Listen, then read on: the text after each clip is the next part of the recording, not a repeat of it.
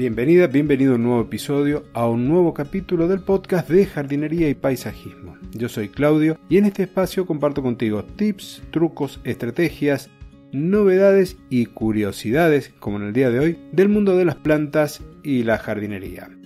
Hoy te voy a comentar sobre la biocomunicación de las plantas, es decir, cómo nuestras plantas, las plantas del jardín y de las macetas se comunican con otros ejemplares vegetales y con el mismo entorno. Si te interesa, quédate que el tema lo voy a desarrollar luego de este breve anuncio.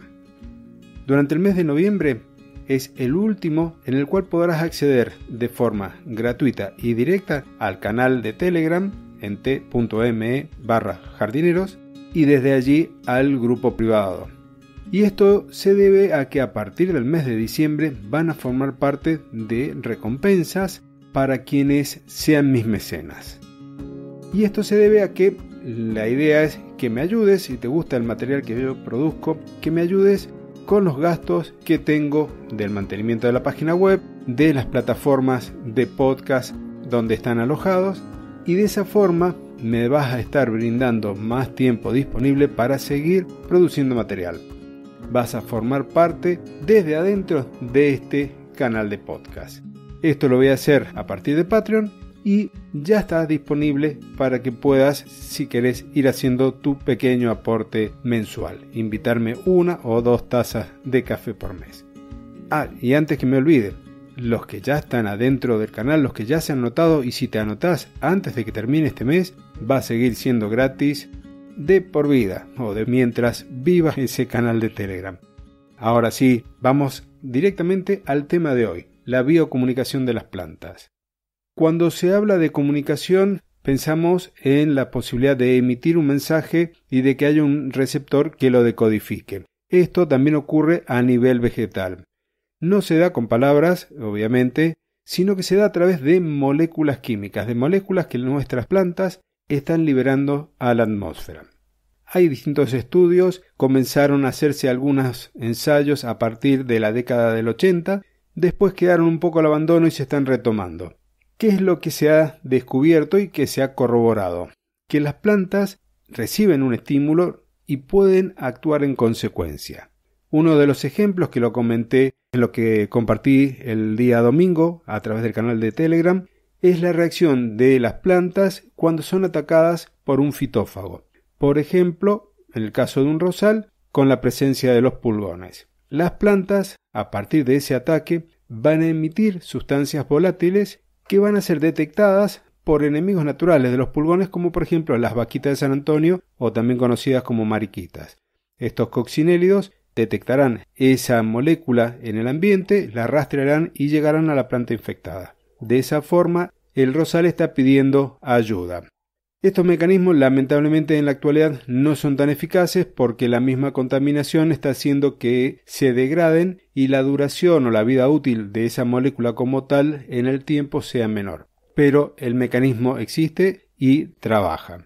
Lo mismo ocurre con otras plantas. Hay ensayos, por ejemplo, en tabaco o en habas, en donde en un cultivo se infecta una de las plantas colocándole gusanos que se van a alimentar de sus hojas, y esta planta va a comenzar a emitir también una sustancia específica, otro compuesto volátil, que va a ser detectado por las plantas vecinas y en consecuencia van a cambiar parte de su metabolismo y generarán sustancias como por ejemplo taninos que la van a hacer menos apetecibles. En consecuencia, la segunda planta, la tercera que están alrededor, van a tener un ataque menor a la primera.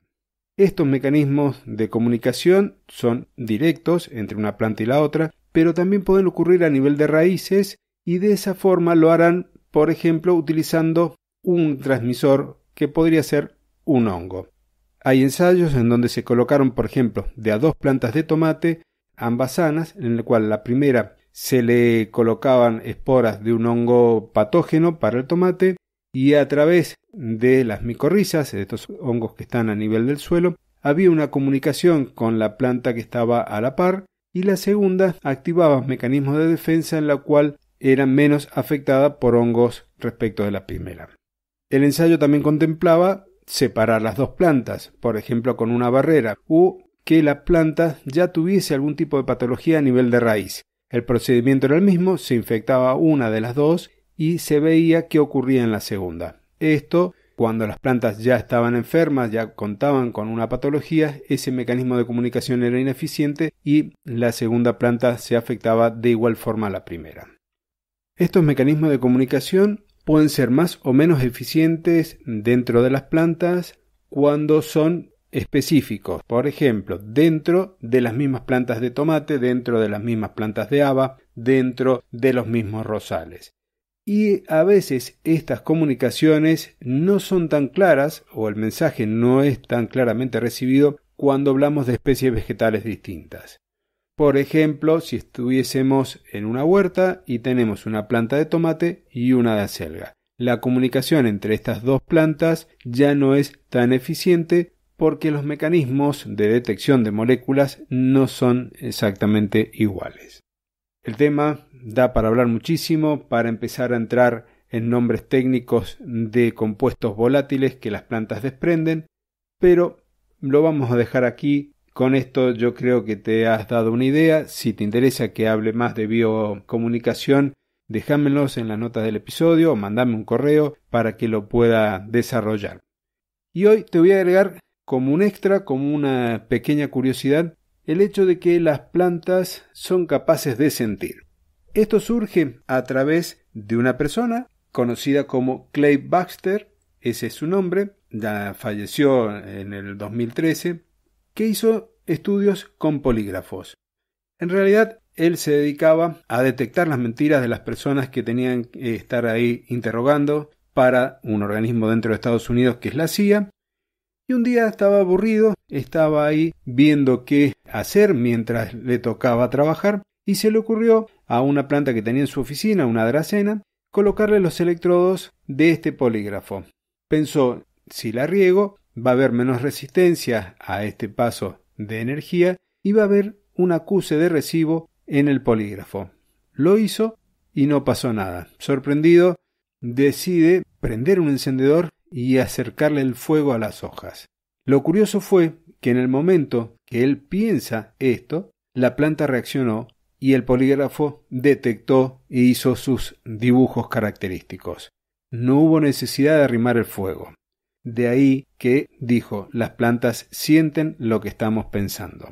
Una forma más de corroborar esa práctica que tenían nuestros abuelos y que por ahí yo la continúo, de hablar a nuestras plantas.